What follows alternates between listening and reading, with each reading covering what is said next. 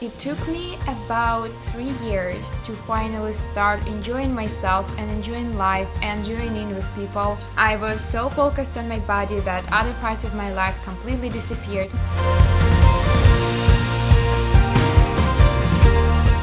Before, when I was struggling with body image, I had such a difficult time to accept myself. Anything I was doing, I feel like if I didn't complete it, I failed, and I failed in life, I failed myself, I failed people who believed in me. I was relying on other people so much to fix this anxiety about how I look and to somehow fix my insecurities as well. But relying on other people isn't something sustainable.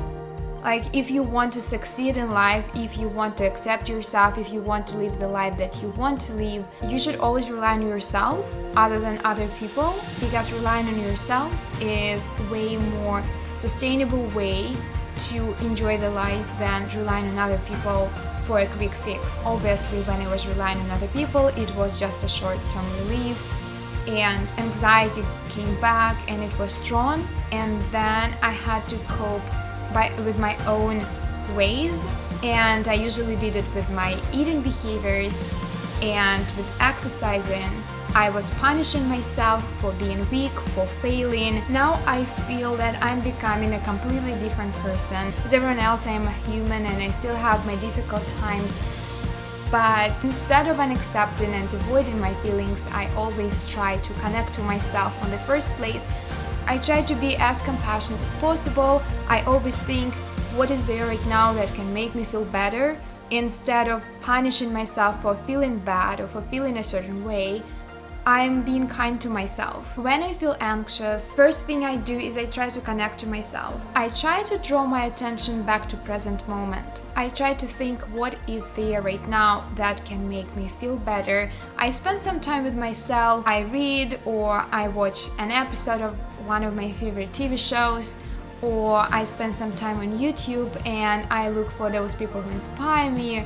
I try to be kind to myself the same way as I would be kind to my closest people who feel the same way in the same situation. And when it comes to relying on yourself and be compassionate and kind to yourself, there are 7 things that I love doing in order to ease my anxiety and to focus on what makes me happy, focus on what relaxes me, and just helps me battle negative thoughts about my body and negative thoughts about myself. The first thing I do is I picture that person in my head who is very supportive, who I can always rely on, and I go very detailed about what this person is going to tell me, how this person is going to behave, and then I try to be that very person for myself. The same way as I'm going to be this person for someone else, for people I care about, I try to be the same way when it comes to myself. When I feel down, when I feel unhappy, or when I feel anxious. The next thing I do is I try to take a break from whatever I'm doing right now, and I do something completely different.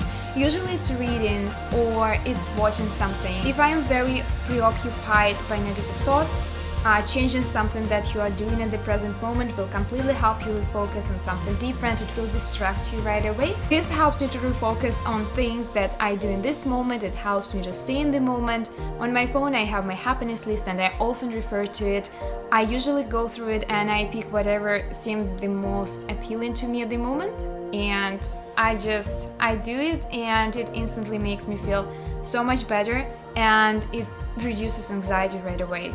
Sometimes taking a break and switching to something that I truly enjoy doing doesn't really ease my anxiety, and when it happens, I try to look at the situation that I'm anxious about from a different angle.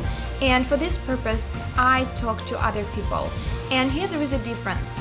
I used to rely on other people. I used to look for the other people to fix my anxiety, versus right now, I'm just talking it out loud. I'm just talking how I feel. I'm not looking for other people to fix it, because that's only up to me to fix it. But it's still okay to look for support from other people, to feel connected and to feel that you are not alone.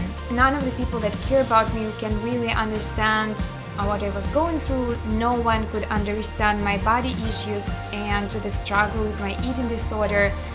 But at the end of the day, if they don't understand, it doesn't mean that they don't want to help. It doesn't mean that we should eliminate them out of our lives. And it took me a while to accept the fact that they will never understand. It made me so frustrated when I was trying to explain, but they just didn't get it. So right now I'm completely fine with it. When I feel anxious or when I struggle with my self-image or body image, I just go talk to them, and they're there, they're ready to listen, they are always open to listen. And I honestly realized that it's even better that they don't understand, because first, they help me look at the situation from a completely different angle. Sometimes they do make me realize how insignificant my struggles are when I talk about the size of my body or my food struggles. And second, they help me estimate normal people's reactions on my concerns.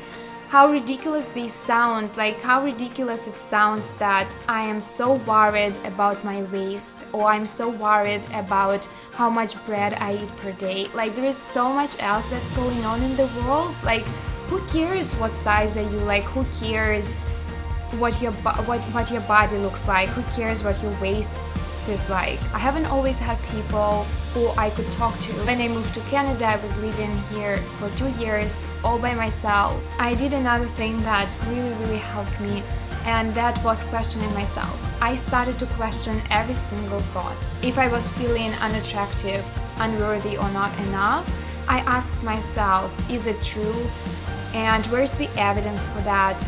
And is it actually that bad to like look a certain way, to be a certain size?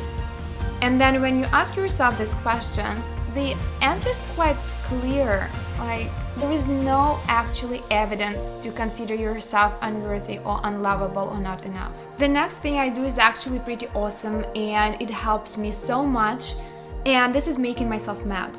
I make myself mad for all those years of my life that I was living with obsessing about my body and obsessing about food. I'm thinking of all those times when I was eating veggie sticks and Diet Coke versus everyone else was having cheese and wine and cakes. Or like all that time that I wasted in the store examining all the labels and ingredients on every single food item I was about to buy, spending about 2 hours in the store and finally leaving again with veggies or fruit or something. When I feel mad, even if I feel anxious or I feel stressed or I feel unhappy with the way I look, it makes me stop encouraging the behaviors that I know are going to harm me in the long run. Another thing that really helps me to cope with my anxiety about myself and about food, especially about food, is letting other people decide. Like, sometimes it takes me a while to decide what I'm going to have for dinner. This makes me so anxious and so worried. So in this situation, I just let other people decide. I let my family members, I let my boyfriend decide, and I just go with it. The moment I choose someone else to decide, I let it go. I'm just going to join in, and I'm going to enjoy the same food as these people are enjoying. Also, if I get stuck in my own head and I'm at home and someone else is suggesting something, and like I know that I can't get out of my head, that I keep being worried and I keep being anxious, I just join in again. I just do whatever other people are doing, and whatever it is, whatever other people are suggesting. Either it's going for a walk, or it's playing video games, it's watching a movie. And at this point for me, it doesn't matter if it is something that I'm going to enjoy, but it makes me feel better to realize that this is something that will make other people enjoy, and I'm just joining in. The last thing that I love to do is I always get back to self-help books. It's wonderful to read it once, but you kind of read it and then you are so inspired, and then after a while you forget about everything you read. So I always go back to the books. I have the list of my favorite books, and I can put it in the description box down below, but I always get back to them. Even if it is 10-15 minutes a day, or like even if it's just like a couple of times a week, I will make sure that I will keep reading these books. It can be the same book that I have already read and I really loved, or it can be something new. Whatever it is, whatever makes you feel happy, feel relaxed and feel inspired, always get back to this book. This is all the things that I do that help me rely on myself first and foremost, other than relying on other people. I do hope that there is something out of this list that you might consider to try. It definitely does help me on the day-to-day basis. I enjoy life more and more. I join in more and more. I allow myself to do all those fun things that you see in my vlogs. So I really hope you enjoyed this video and you found this video useful. And that being said, I hope you guys have a positive day, a positive weekend, a positive life, and I will talk to you soon. Bye!